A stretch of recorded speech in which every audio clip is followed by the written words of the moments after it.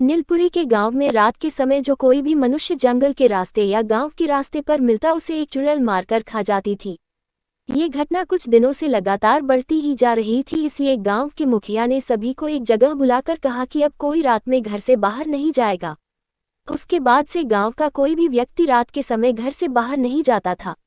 एक दिन हरिया और मोहन रात के अंधेरे में अपना अपना काम करके अपने अपने घर की ओर जा रहे थे। तभी हरिया ने कहा कि भाई जल्दी चलो, नहीं तो वह चुड़ैल हमें भी मारकर खा जाएगी। और मोहन ने कहा हाँ भाई जल्दी चलो, हमारी बीवियां हमारा इंतजार कर रही होंगी।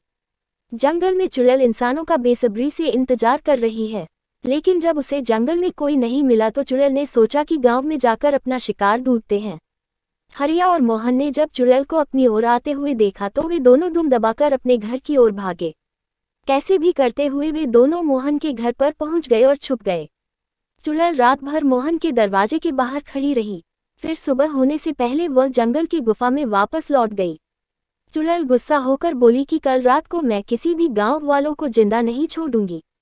ये बोलते हुए गांव के एक आदमी ने उसे देख लिया और अगली सुबह उसने गांव के मुखिया को बताया तो मुखिया ने फिर से चौपाल बुलाया और इस पर विचार करके इस समस्या के समाधान के लिए लोगों से राय मांगी। तभी हरिया ने कहा कि मुखिया जी, यदि हम लोग अपने घर के दरवाजे पर ये लिखे कि ओ चुड़ैल कल आना, तो शायद बात बन सकती है।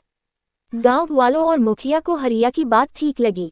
शाम को सभी के घर के दरवाजे पर लिखा था ओ चुड़ैल कल आना। रात होने पर जब चुड़ैल गाँव में आई तो सभी के घर के दरवाजे पर लिखा था ओ चुड़ैल कल आना। तो चुड़ैल ने सोचा कि आज लगता है कि सभी लोग कहीं बाहर गए हैं, चलो मैं कल आती हूँ। अगली रात भी ऐसा ही हुआ। जब चुड़ैल गांव में गई तो सभी के दरवाजे पर लिखा था ओ चुड़ैल कल आना। तो चुड़ैल ने सोचा सभी गांव वाले मेरे डर से गांव छोड़कर चले गए हैं। उसके बाद चुड़ैल को अपना भूख शांत करने के लिए उस गांव को छोड़ना पड़ा। हरिया के इस सुझाव ने पूरे गांव के लोगों को जिंदगी बचा ली।